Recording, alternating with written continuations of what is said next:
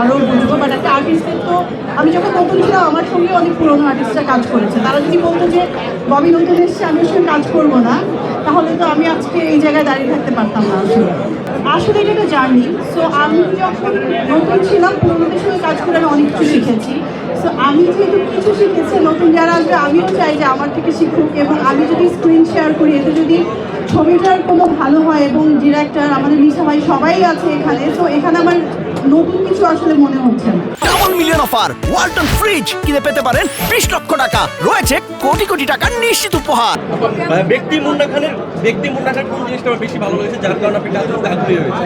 ব্যক্তি মুন্না খান উনি খুব রেসপেক্টফুল, উনি রেসপেক্ট দিয়ে কথা বলেন এবং মানে খুব ভালোভাবে অ্যাপ্রোচ করতে পারেন। আদারওয়াইজ তো ওনাকে আমি এর বাইরে চিনি না, নিশ্চয়ই কাজ করার সময় আরও চিনতে পারবো। ছুটিটা কেমন হবে, দর্শক কিভাবে নিবে, কেমন পছন্দ করবে? আমি আসলে সবার সঙ্গেই কাজ করেছি সোফার, তো ওনার সঙ্গেও হয়তো বা অডিয়েন্স আমাকে পছন্দ করবে। Thank you. Okay, thank you. এখন ঠিক আছে, প্রশ্ন, আমরা এখন কেক প্রস্তুত করবো। আসছেন